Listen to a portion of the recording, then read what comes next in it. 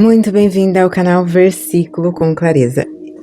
Enquanto eu estudo, eu compartilho, portanto, um aprendizado mútuo.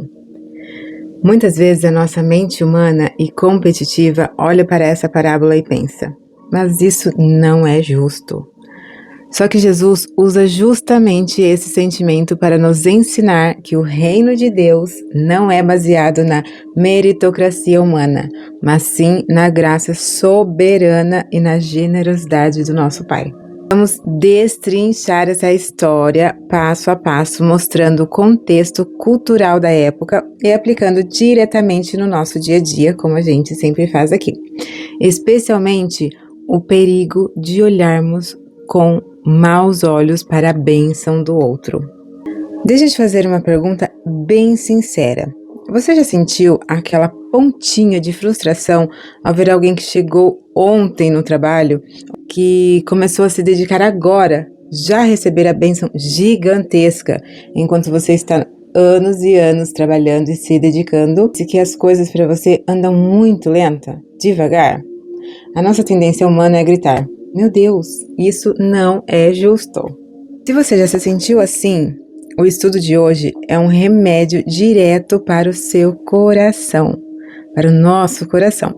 Nós vamos analisar a parábola dos trabalhadores da vinha.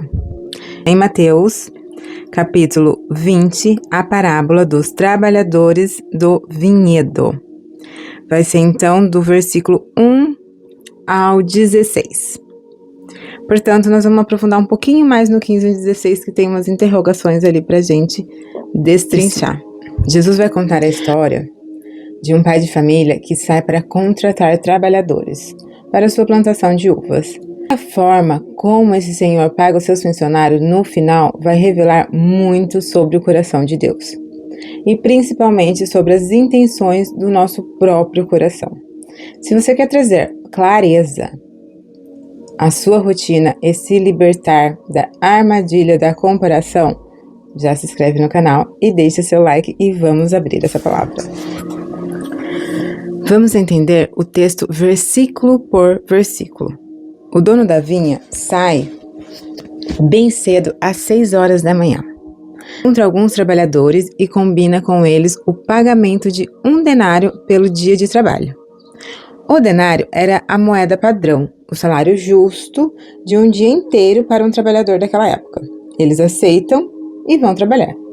O dono da vinha percebe que precisa de mais gente. Ele volta à praça às 9 da manhã e leva mais trabalhadores. Depois volta ao meio-dia, depois às 3 horas da tarde e leva mais trabalhadores. A cada vez ele encontra pessoas desocupadas e diz: ide vós também para a vinha e vou pagar o que é justo. Repare, com esses ele não combinou um valor fixo, como naqueles da manhã, que foi 1 denário. Eles simplesmente confiaram na justiça do Senhor. Por fim, às 5 horas da tarde, faltando apenas 1 hora para o expediente acabar, ele volta à praça e vê mais alguns parados ali. E ele pergunta: por que estáis aqui, todo dia desocupados? Eles respondem: porque ninguém nos contratou. Ele diz: ide vós também para a vinha, pagarei o que é justo.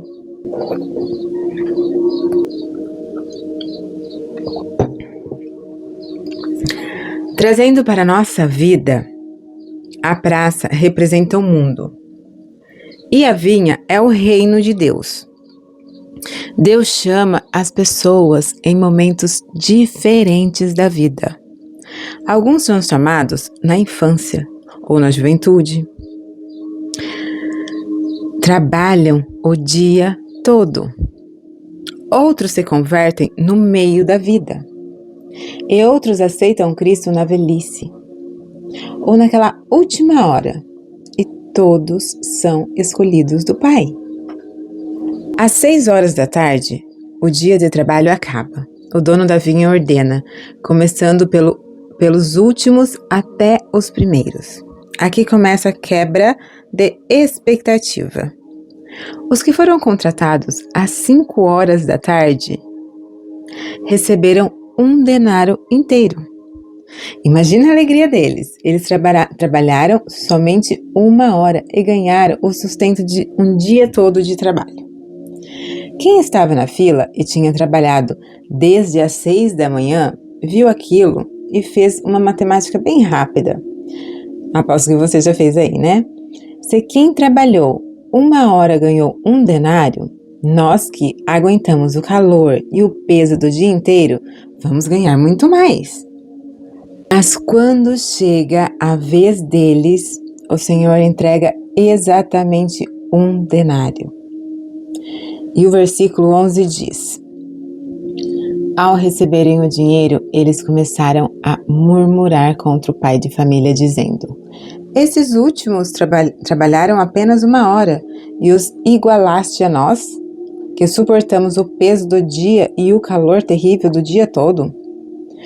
Humanamente, a gente entende o lado deles, não é? Parece meio que injustiça. Mas é aqui que Jesus nos convida a subir de nível espiritual, para entender a mente de Deus. O dono da vinha olha para eles e diz: amigo, não te faço injustiça. Não combinaste comigo 1 denário pela manhã? Toma o que é teu e vai-te, pois quero dar a este último tanto como a ti. E aí nós chegamos aos versículos-chave do nosso estudo de hoje, os versículos 15 e 16. Ou não me é lícito fazer o que quero do que é meu? Ou é mau o teu olho, porque eu sou bom?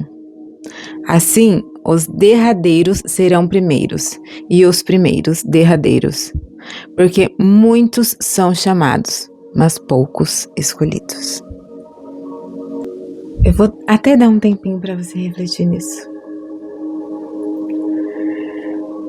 Porque eu imagino que você esteja pensando que é injusto. Agora vamos aprofundar no versículo 15. Jesus expõe a raiz do pecado humano, o olho mau. No conceito bíblico, olho mau significa inveja e egoísmo. O dono da vinha não foi injusto com os primeiros. Ele pagou exatamente o que havia prometido, o que era justo, não menos. O problema dos primeiros trabalhadores não foi o que eles receberam. Foi ver a generosidade do patrão com os outros. Porque o que eles receberam foi justo e o combinado. A inveja deles nasceu de ver a bondade do Senhor. Eles queriam que o Senhor fosse menos bom com os outros, para que eles se sentissem superiores. E Deus está dizendo para nós hoje: eu sou soberano. A minha graça é minha para dar a quem eu quiser. A graça não é um prêmio por merecimento. Se fosse por merecimento, nenhum de nós receberíamos nada hoje nessa terra. O denário representa a salvação, representa o amor de Deus, o amor que Deus tem por quem está na igreja há 40 anos, é o mesmo amor que Ele tem por aquele que se arrependeu no leito de um hospital, minutos antes de morrer. Temos a prova disso, do que estava sendo crucificado ao lado de Jesus. O que Jesus diz a ele? E o versículo 16 fecha dizendo: os derradeiros serão primeiros, e os primeiros derradeiros. Quem se acha superior na igreja ou no trabalho, em qualquer lugar, por causa do seu tempo de serviço ou das suas obras, acaba ficando por último, porque perdeu a essência da graça. E quem reconhece que não merece nada, recebe o primeiro lugar no coração do Pai. Vanessa, como aplicar isso na nossa vida real hoje, na prática? Primeiro, pare de olhar para a vinha do vizinho. Quando você gasta o seu tempo na rotina comparando a sua caminhada com a de outra pessoa, o seu olho fica mau.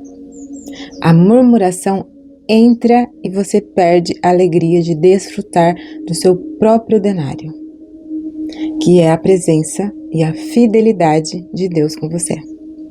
Segundo, alegre-se com a bondade de Deus na vida dos outros. Se Deus abençoou alguém que começou ontem, louve a Deus por isso.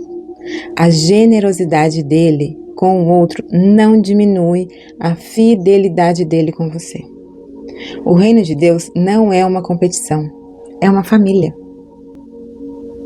Se esse estudo profundo e esclarecedor te ajudou a blindar o seu coração contra a comparação hoje, deixe seu comentário aqui embaixo.